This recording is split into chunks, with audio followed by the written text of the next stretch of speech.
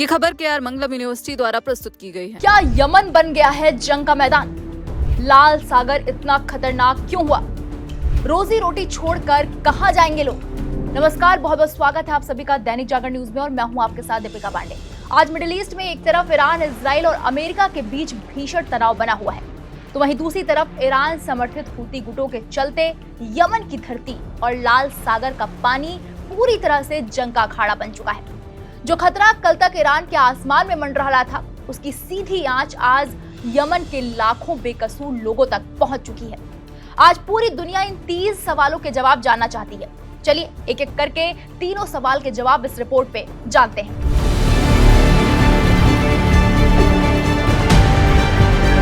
सबसे पहले शुरू करते हैं पहले सवाल से। क्या यमन बन गया है जंग का मैदान? इसका जवाब है हाँ। यमन आज दुनिया का सबसे खतरनाक युद्ध क्षेत्र बन चुका है। साल 2015 से यमन में सिविल वॉर जारी है, लेकिन ईरान, इजराइल, अमेरिका के बीच जारी खींचतान के बाद यमन का ये तट अंतर्राष्ट्रीय संघर्ष का केंद्र बन चुका है। हूती विद्रोहियों का इस तटीय पट्टी पर दबदबा है और वो अंतर्राष्ट्रीय जहाजों पर लगातार मिसाइलें और ड्रोन दाग रहे हैं। जवाब में अमेरिका, ब्रिटेन और उनके सहयोगी देश यमन में हूती ठिकानों पर ताबड़तोड़ एयर स्ट्राइक कर रहे हैं।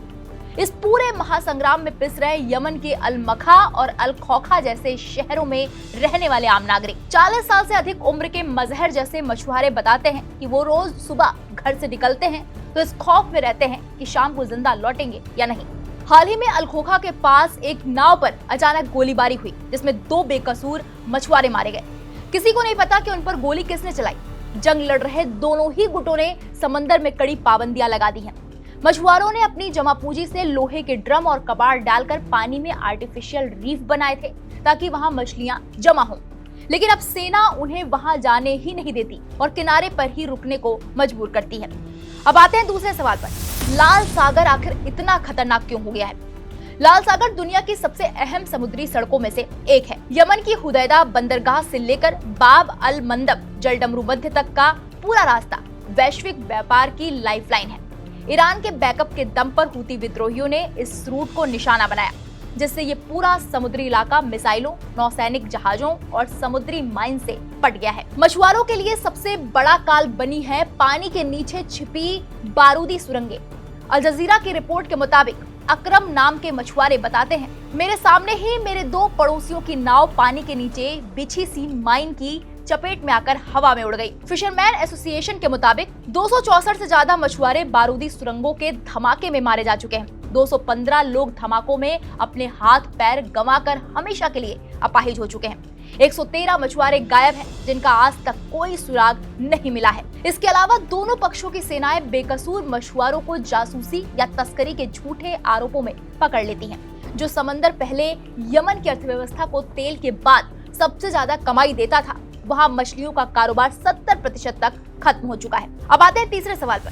रोजी रोटी छोड़कर अब कहाँ जाएंगे ये लोग? जब समंदर में हर तरफ से मौत का घेरा हो और घर में बच्चे भूखे सो रहे हो, तो इंसानों के पास विकल्प खत्म हो जाते हैं। 30,000 से ज्यादा प्रभावित मछुआरे आज दर दर भटकने के लिए मजबूर हैं। कुछ लोग अकरम की तरह अल मखा छोड़कर अदन जैसे सुरक्षित माने जाने वाले दक्षिणी इलाकों की तरफ भाग रहे हैं, तो कुछ लोग अपनी पीढ़ियों पुराना मछुआरे का पेशा ही हमेशा के लिए छोड़ रहे हैं। अल जजीरा की रिपोर्ट के मुताबिक 48 साल के इस्माइल की कहानी इसकी सबसे बड़ी मिसाल है। इस्माइल के पुरखे भी मछुआरे थे। उन्होंने 20 साल तक जाल और नाव जुटाई थी, लेकिन जब रोज समंदर में 4-4 दिन गुजारना मौत का बुलावा बनने लगा, तो उन्होंने अपना सारा सामान बेच दिया। उनकी पत्नी ने अपने गहने बेचे और दोनों ने मिलकर एक मिनी बस खरीद ली। आज इस्माइल मिनी बस चलाकर बेहद मामूली कमाई करते हैं, लेकिन उन्हें इस बात का सुकून है कि वो सुरक्षित हैं और रोज शाम को अपने 5 बच्चों के साथ हंस बोलकर खाना खा सकते हैं। हालांकि मजहर जैसे लोग आज भी उस खौफनाक समंदर में उतरने पर मजबूर हैं, क्योंकि उनके पास मिनी बस खरीदने या शहर छोड़ने के पैसे नहीं है। मजहर कहते हैं, हमारा इस जंग से कोई लेना देना नहीं है, फिर भी सजा हमें ही मिल रही है। जैसे ही मुझे कोई और काम मिलेगा, मैं 1 सेकंड गंवाए बिना ये काम छोड़ दूंगा। ईरान और पश्चिमी शक्तियों के बीच की इस भयंकर भू-राजनीतिक जंग ने यमन के सीधे साधे लोगों को मौत के मुहाने पर लाकर खड़ा कर दिया है। जब तक लाल सागर में गोलियों और धमाकों की गूंज शांत नहीं होती, तब तक इन हजारों परिवारों के लिए एक वक्त की रोटी जुटाना भी अपनी जान की बाजी लगाने जैसा ही रहेगा। यमन के लाल सागर संकट ने केवल स्थानीय मछुआरों की जिंदगी तबाह नहीं की, बल्कि इसका असर सीधे तौर पर ग्लोबल सप्लाई चेन और भारत की अर्थव्यवस्था पर भी पड़ रहा है। लाल सागर का ये रास्ता स्वेज नहर से जुड़ता है, जहां से दुनिया का लगभग 12% व्यापार और 30% कंटेनर ट्रैफिक गुजरता है। इस रास्ते पर हुती विद्रोहियों के हमलों के बाद समुद्री जहाजों को अपना रूट बदलना पड़ा है। भारतीय कारोबार पर क्या असर पड़ रहा है, ये भी आपको बता देते हैं। भारत का यूरोप, अफ्रीका और अमेरिका के साथ होने वाला ज्यादातर व्यापार लाल सागर के रास्ते ही होता है।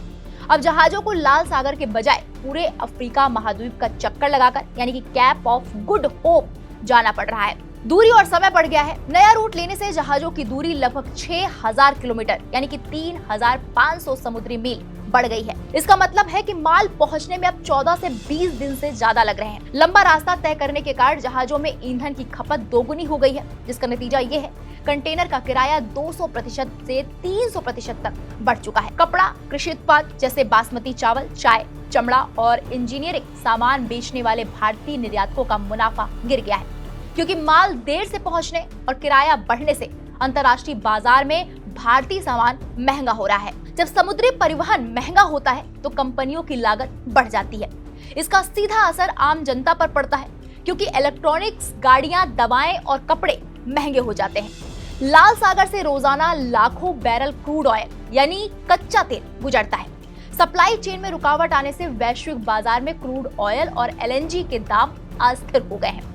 लाल सागर में जोखिम इतना बढ़ गया है कि बीमा कंपनियों ने जहाजों का इंश्योरेंस प्रीमियम कई गुना बढ़ा दिया है, जिससे व्यापार की कुल लागत और भी बढ़ गई है। भारत के लिए ये रूट रणनीतिक और आर्थिक दोनों लिहाज से बेहद संवेदनशील है। संकट से निपटने के लिए भारत ने 2 मुख्य कदम उठाए। भारतीय नौसेना ने अरब सागर और अदन की खाड़ी में अपने युद्धपोत तैनात किए हैं, जो मर्चेंट जहाजों यानी व्यापारिक जहाजों को सुरक्षा प्रदान कर रहे हैं और समुद्री डाकुओं और ड्रोन हमलों से बचा रहे हैं। और दूसरा, वैकल्पिक रास्तों पर काम। भारत अब यूरोप तक पहुंचने के लिए IMEC यानी India middle east Europe economic corridor जैसे वैकल्पिक व्यापारिक गलियारों पर तेजी से काम करने की जरूरत महसूस कर रहा है, ताकि लाल सागर जैसे एक ही रास्ते पर निर्भरता कम की जा सके।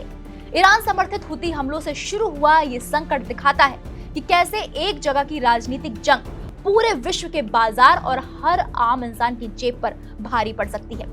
साथ ही यमन अब जंग का मैदान बन चुका है और यहाँ के लोगों की जान पर खतरा मंडरा रहा है। फिलहाल इस पूरे मामले पर आपकी क्या राय है, हमें कमेंट सेक्शन में जाकर जरूर बताइएगा। बाकी बड़ी खबरों के लिए आप देखते रहिए दैनिक जागरण न्यूज। नमस्कार।